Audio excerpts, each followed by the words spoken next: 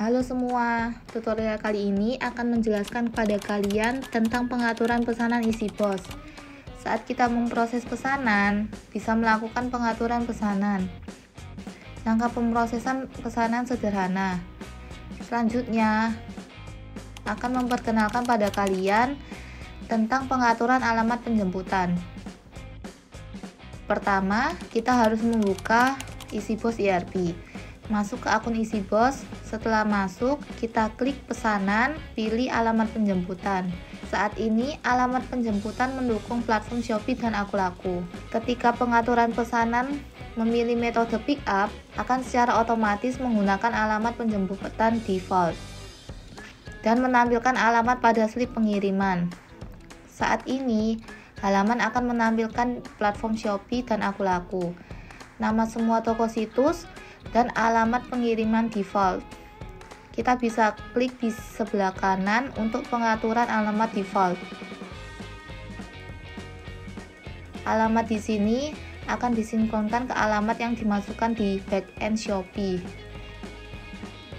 Jika belum disinkronkan, bisa klik sinkronkan alamat. Setelah memilih alamat default, klik lagi OK. Kemudian ketika menerima pesanan baru lagi, toko ini akan diatur sesuai dengan alamat penjemputan default. Selanjutnya, menjelaskan lagi tentang aturan pembagian gudang. Ketika kita menerima pesanan, akan berdasarkan aturan pembagian gudang, memilih gudang dan barang yang akan dikirim. Klik membuat aturan, atur nama aturan dan gudang, kemudian pilih ketentuannya. Contohnya, sumber pesanan adalah toko manapun. Kemudian klik tombol pensil kecil. Kita bisa memilih platform dan toko. Contohnya toko Shopee ini. Kita klik OK. Setelah pengaturan ketentuan selesai, kemudian atur ketentuan informasi produk. Contohnya, pesanan mencakup logistik apapun atau ditentukan SKU barang. Kita lanjut pengaturan untuk memeriksa barang. Setelah pengaturan, saat kita menerima satu pesanan baru, pesanannya berasal dari toko ini dan barang yang dipesan adalah salah satu SKU di bawah ini. Memenuhi dua ketentuan ini, sistem akan langsung mengalokasikan pesanan ke gudang yang ditunjuk. Kita klik OK, maka langsung berlaku. Aturan pembagian gudang akan ditampilkan di halaman ini. Kita bisa di status bar. Pilih apa akan mengaktifkan aturan ini. Juga bisa klik untuk menyesuaikan aturan, menemukan pengaturan aturan tadi, dan menyematkan di atas. Tujuan penempatan prioritas ini adalah setelah menerima satu pesanan, barang pesanan ini memenuhi situasi beberapa aturan pembagian gudang. Aturan pembagian gudang dengan prioritas lebih tinggi akan digunakan terlebih dahulu. Menuju ke pembagian gudang. Setelah pengaturan pembagian gudang, ketika kita menerima pesanan, sistem akan langsung otomatis membagi gudang. Selanjutnya menjelaskan aturan label. Label dapat diatur untuk semua pesanan. Di posisi proses pesanan, bisa mengatur satu tag, memberi label setiap pesanan. Kita menetapkan aturan label. Ketika menerima pesanan, sistem akan otomatis memberi pesanan tag. Klik buat aturan. Masukkan nama aturan. Pilih ketentuan seperti aturan pembagian gudang. Contohnya, paket dalam informasi pesanan, cakupan jumlah. Waktu pemesanan atau sumber pemesanan adalah toko manapun. Di pengaturan, pilih salah satu toko, klik OK, lalu dapat melanjutkan mengatur informasi produk. Contohnya, jenis produk, cakupan, SKU barang, dan SKU platform tertentu. Setelah selesai mengatur ketentuan,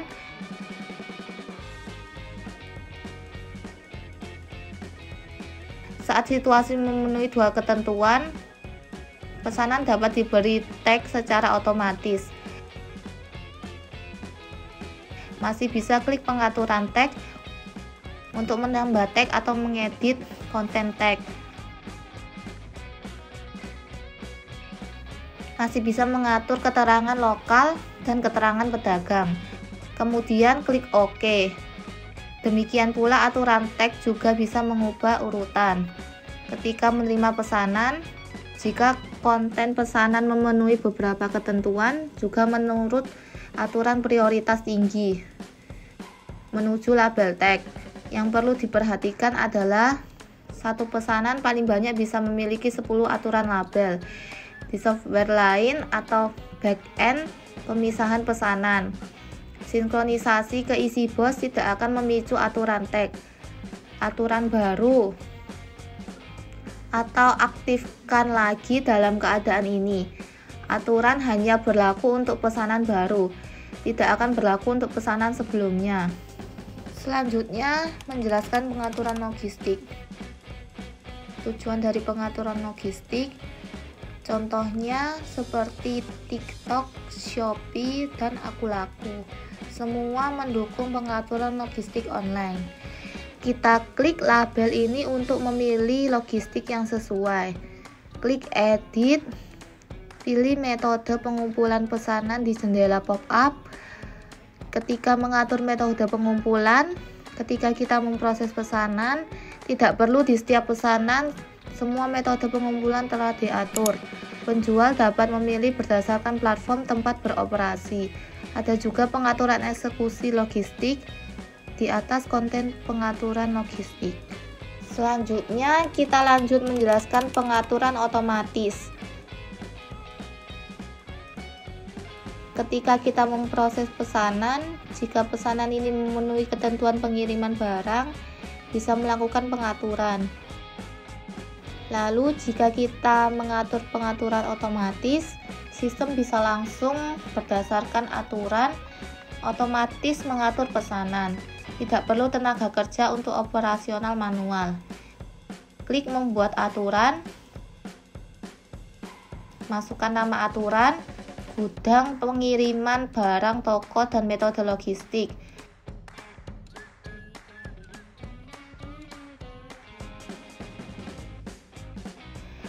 Masih ada jam operasional. Pengaturan jam operasional secara otomatis memilih metode pengumpulan dan estimasi profit. Jika estimasi keuntungan negatif atau nol, tidak akan otomatis mengatur. Ini konten aturan perlu diatur berdasarkan dengan situasi operasi penjual yang sebenarnya. Setelah pengaturan, klik OK. Masih sama, bisa mengatur prioritasnya, juga bisa mengaktifkan atau menutup. Setelah selesai pengaturan, juga ketika menerima pesanan, berdasarkan prioritas mengatur pesanan secara otomatis. Selanjutnya, menjelaskan pengaturan pencetakan. Pengaturan pencetakan, ketika kita memproses pesanan, ada satu pesanan tertunda. Di sini bisa mencetak daftar barang secara massal, daftar distribusi, slip pengiriman, dan lain-lain. Di pengaturan pencetakan bisa mengatur template. Contohnya template daftar barang atau ukuran font besar kecil di jendela pop-up. Ukuran gambar besar kecil masih ada informasi publik dan informasi tambahan. Setelah selesai pengaturan, klik OK. Juga dapat mengatur template daftar ringkasan pengambilan barang, daftar distribusi, slip pengiriman. Ketika mengatur slip pengiriman, bisa ke pengaturan logistik. Klik Shopee. Kemudian klik pada lokasi slip pengiriman khusus. Di sini bisa berdasarkan konten sesuai dengan keperluan sendiri yang sebenarnya. Membuka pengaturan slip pengiriman. menuju ke bawah. Karena informasi yang dikembalikan terbatas, kita di bawah masih perlu mengisi informasi pengiriman barang penjual. Tentunya juga bisa langsung menggunakan slip pengiriman resmi. Kemudian klik OK. Selanjutnya menjelaskan tentang pengaturan stok. Pengaturan stok ditunjukkan untuk pengiriman barang stok penjual. Merekomendasikan pada kalian membuka penggunaan stok yang terstandarisasi. Saat situasi membuka, dalam tabel tertunda di bawah modul pesanan akan dibagi menjadi diatur, belum dicocokkan, kurang stok, dan pengaturan gagal. Ketika menerima pesanan, sistem akan secara otomatis mencocokkan gudang pengiriman barang. SKU barang, kuantitas, dan stok. Kita bisa klik tanda pensil kecil di sebelah kanan, mengganti gudang pengiriman barang, mengganti SKU barang, mengganti barang pengiriman barang. Jika stok lebih sedikit, juga bisa menuju ke pembelian masuk gudang. Saat pesanan ini, barang SKU platform, ketika SKU barang yang sesuai diidentifikasi, sistem akan secara otomatis menentukan apakah ada stok. Ketika memenuhi ketentuan pengiriman barang, akan diatur ke status tertunda. Masih ada satu lagi adalah belum dicocokkan. Sistem mendeteksi produk dalam pesanan belum dicocokkan. Akan dibagi di sini. Seperti ada pesanan produk ini semuanya belum dicocokkan. Di sini akan tampak kosong. Kita perlu mencocokkan barang. Atau berdasarkan produk, membuat produk tunggal atau produk multispesifikasi. Setelah barang yang dikirim sudah dicocokkan, baru bisa masuk menunggu pengaturan. Masih ada satu lagi, kurang stok. Ketika di sistem menerima pesanan, akan pergi mengidentifikasi apakah stok barang ini ada. Jika situasi kurang stok, kata kurang akan ditampilkan di sisi kanan gambar utama, lalu memberitahukan stok kosong. Saat ini kita perlu pergi membeli dan memasukkan gudang. Setelah proses pembelian masuk gudang selesai, sistem akan secara otomatis mengidentifikasi apakah ada stok. Ada stok, maka akan dipindahkan menunggu pengaturan. Di halaman menunggu pengaturan, melakukan pemrosesan. Yang terakhir adalah pengaturan gagal. Dalam pesanan menunggu pengaturan, melakukan pengaturan. Jika muncul pengaturan gagal, akan dipindahkan ke tabel pengaturan yang gagal. Sistem akan memberitahu alasan kegagalan. Bisa berdasarkan situasi nyata, melakukan penyesuaian, kemudian melakukan pengaturan lagi. Jika kita menutup spesifikasi menggunakan stok,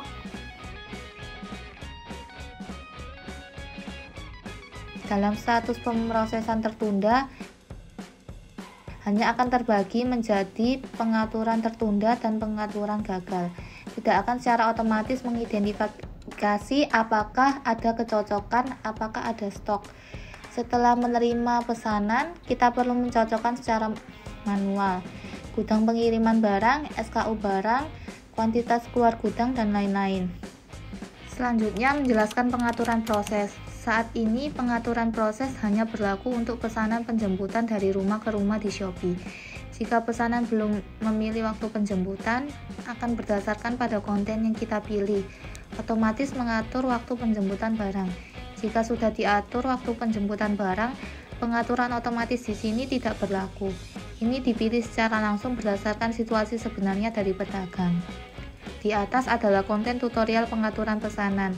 Selamat datang di EasyPost dan gunakan gratis.